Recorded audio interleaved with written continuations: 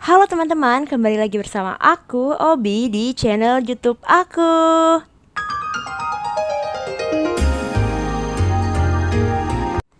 Oke teman-teman, pada hari ini kita akan membahas tentang research based theory. Jadi, simak terus sampai habis.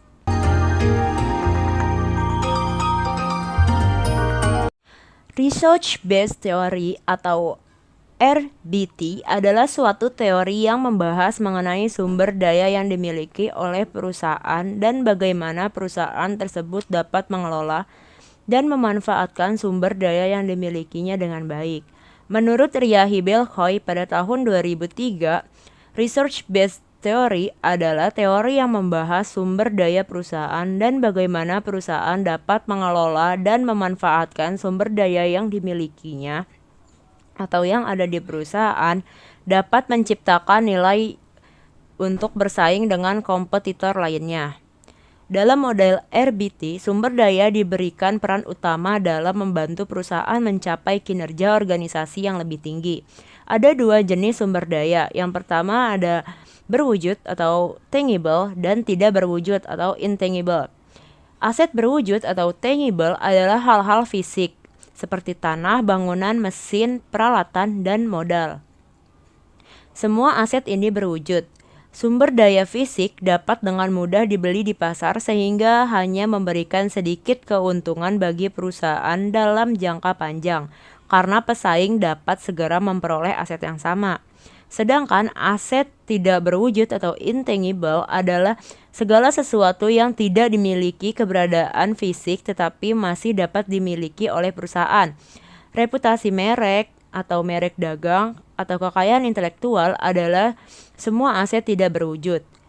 Tidak seperti sumber daya fisik, reputasi merek dibangun dalam waktu yang lama dan merupakan sesuatu yang tidak dapat dibeli oleh perusahaan lain dari pasar. Sumber daya tidak berwujud biasanya tetap berada di dalam perusahaan dan merupakan sumber utama keunggulan kompetitif yang berkelanjutan.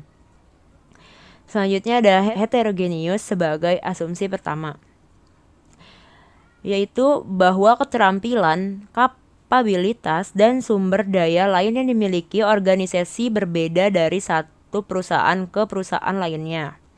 Jika organisasi akan memiliki jumlah dan campuran sumber daya yang sama, mereka tidak dapat menggunakan strategi yang berbeda untuk saling bersaing. Selanjutnya ada asumsi yang kedua, yaitu tidak bergerak atau immobile. RBT adalah sumber daya tidak bergerak dan tidak berpindah dari perusahaan ke perusahaan, setidaknya dalam jangka waktu pendek. Karena imobilitas ini, perusahaan tidak dapat meniru sumber daya pesaing dan menerapkan strategi yang sama. Sumber daya tidak berwujud seperti ekuitas, merek, proses, pengetahuan, atau kekayaan intelektual biasanya tidak bergerak. Selanjutnya, sumber daya perusahaan dapat mencakup semua aset, kapabilitas, proses organisasi, atribut perusahaan, informasi, dan pengetahuan. Singkatnya, sumber daya dapat dianggap sebagai input yang memudahkan organisasi untuk melakukan aktivitasnya. Fitur penting agar sumber daya menjadi penting secara strategis adalah sebagai berikut.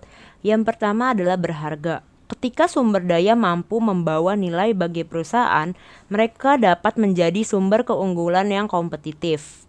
Selanjutnya adalah langka. Sumber daya harus memberikan strategi unik untuk memberikan keunggulan kompetitif bagi perusahaan dibandingkan dengan perusahaan pesaing. Pertimbangkan kasus di mana sumber daya berharga tetapi juga ada di perusahaan pesaing. Sumber daya seperti itu tidak jarang memberikan keunggulan yang kompetitif. Selanjutnya, tidak ada bandingannya. Sumber daya dapat menjadi sumber keunggulan kompetitif yang berkelanjutan jika perusahaan pesaing tidak dapat memperolehnya. Selanjutnya adalah tidak dapat diganti. Sumber daya tidak boleh digantikan oleh sumber daya berharga lain yang setara secara strategis. Jika dua sumber daya dapat digunakan secara terpisah untuk menerapkan strategi yang sama, maka keduanya secara strategis setara. Mungkin itu saja yang dapat bisa aku sampaikan tentang research based theory. Kurang lebihnya mohon maaf. Sampai jumpa di video selanjutnya. Dadah!